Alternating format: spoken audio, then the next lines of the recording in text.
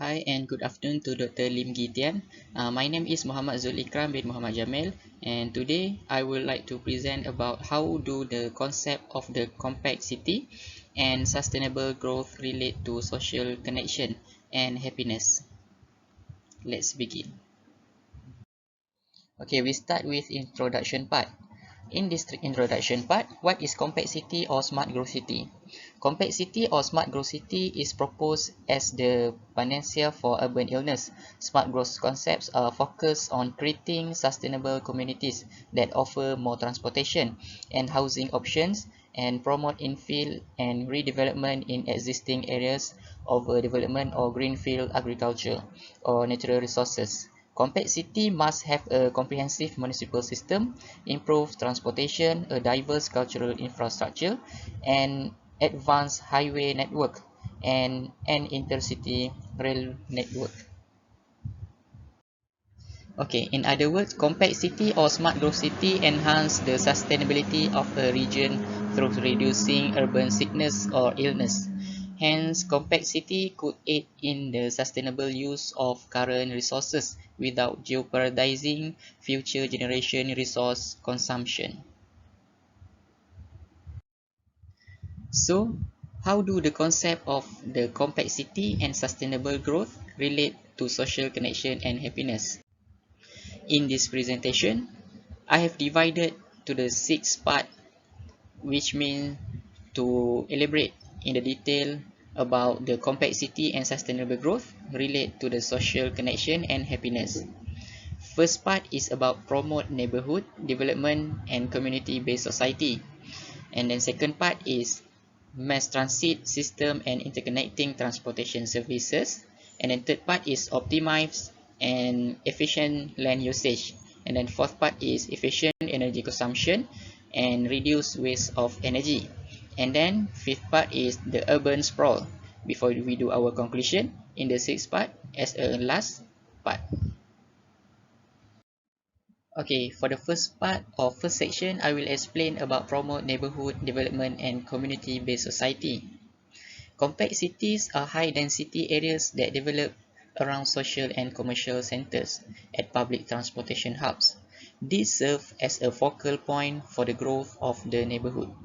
The compact city is made up of a network of these neighborhoods, each having its own parks and public areas and a mix of private and public activity.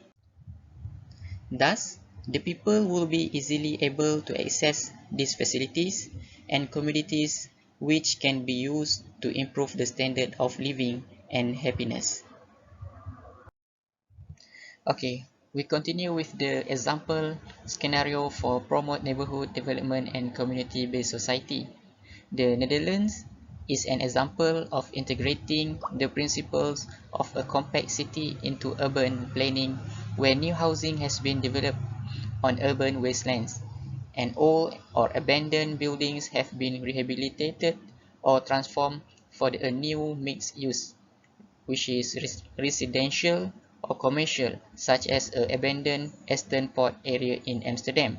Since 2011, the city has turned to building higher and higher in order to make up for the lack of space.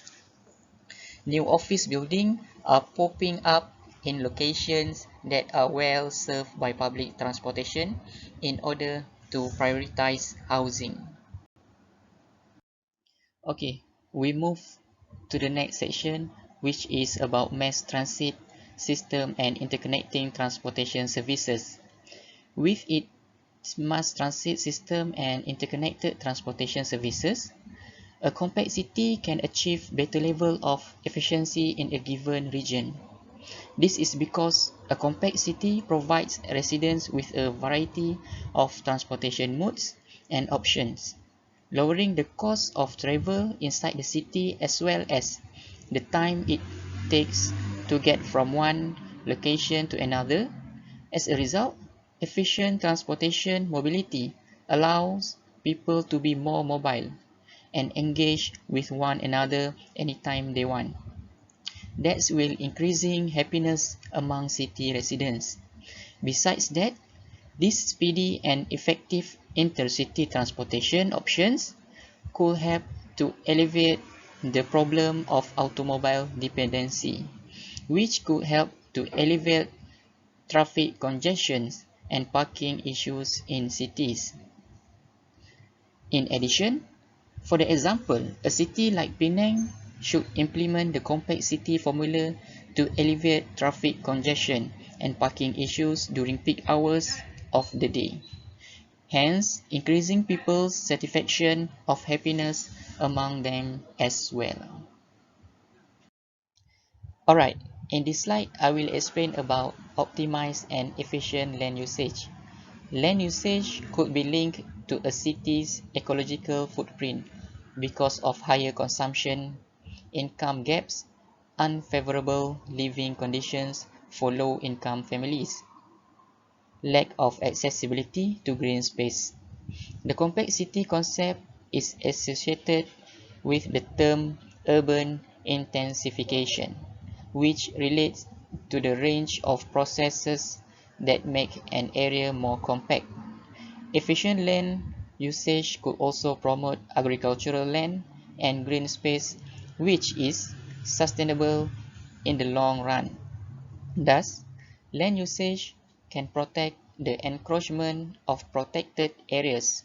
For the example, in Tokyo, land use planning program has stopped urban expansion into protected areas such as the farmland and the natural resource-rich areas.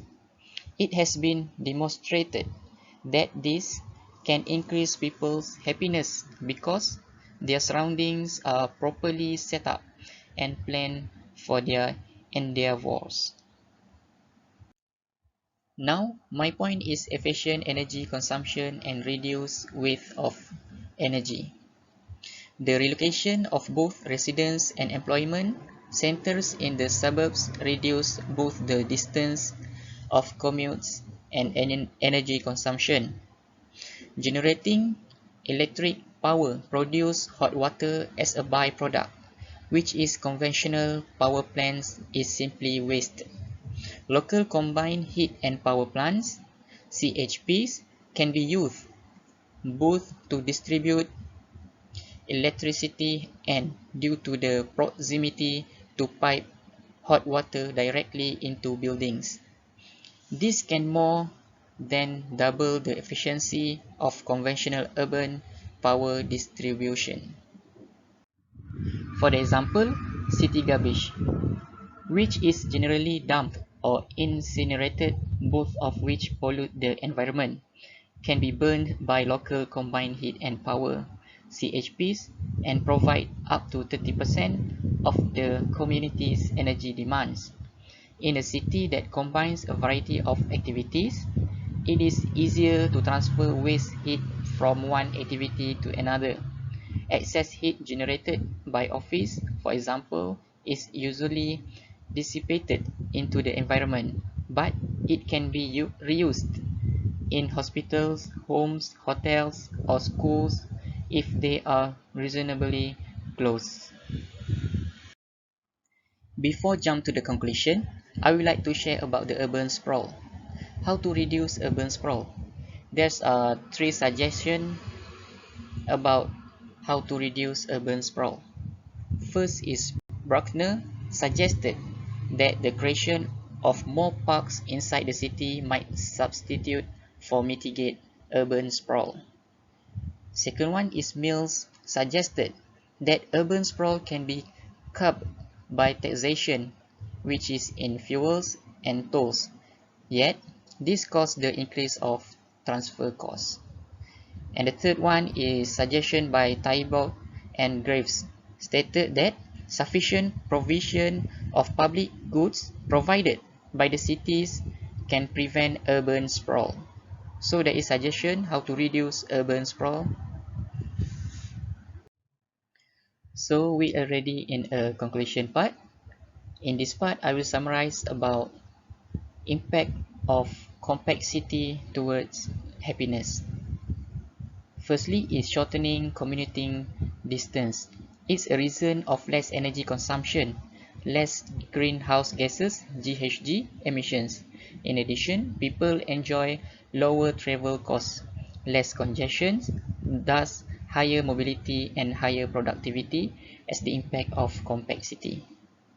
Next is maximizing densification and intensification.